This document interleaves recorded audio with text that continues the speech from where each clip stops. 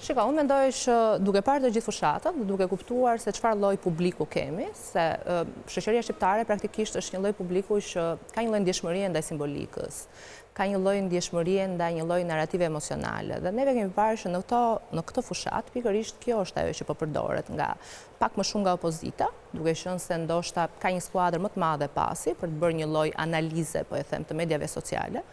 Dhe praktikisht media sociale sot e kanë atë fuqi që ti të bësh një analizë të personalizuar të çdo qytetari dhe kam përshtypjen që ditë në Shqipëri po ndodh kjo gjë, ndoshta edhe me ardhjen e pajisjeve të fundit edhe. Mendoj që po përdoren? Mendoj që po përdoren. Mendoj që po përdoren patjetër për të krijuar disa profile të personalizuara. Dhe në momentin që ti krijon një profil personalizuar të një grupi qytetarësh apo të qytetarëve personal, ti e di se çfarë ai qytetar kërkon të dëgjojë. Dhe do, pikërisht. Dhe padyshim mund të përdoren mesazhe personale që i shkojnë në mënyrë direkte vetëm atij qytetari, mund të përdoret pjesa ajo që folëm pak më parë, që ndoshta shumë sensitive për një grup shumë të madh, pjesa e pronës për shembull. Dhe ti e di që kjo është një pjesë që prek shumë qytetarë nga pikpamja emocionale apo nga pikpamja dhe ti e përdor këtë pjesë. Pra kjo është fuqia që media sociale kanë, është përdorur dhe në Amerikë. Përveç kësaj, neve jemi një lloj publiku, po e them, që duke qenë se nuk është se kemi një lloj dijeje akoma nga teknologjia dhe nga media sociale, jemi të manipulueshëm lehtë. Në ndonjëherë dizinformimi për kandidatë të ndryshëm mund të krijojë urrëtie për një kandidat specifik, ose mund të krijojë papëlqyeshmëri ndoshta për një kandidat dhe simpati për një kandidat tjetër.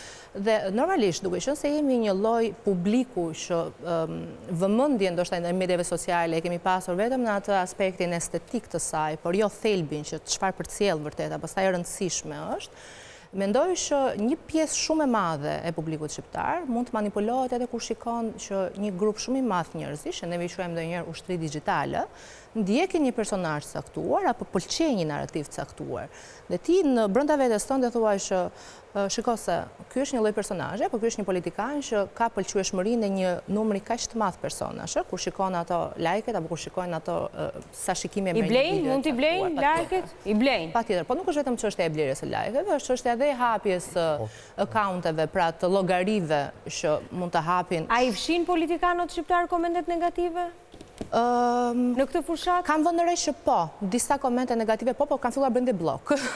I bëjnë dhe blok komentuesve që flasin një lloj gjuhëje urrëtieje. Por kjo është shqetësuese ndonjëherë në Shqipëri, është ti nuk bën dot një marrje korrekte. Duke qenë se janë shumë profile të hapura falso, që janë në shërbim të kësaj fushate, patjetër po. Ku ti krijon disa profile digjitale, unë e thash ushtri digjitale.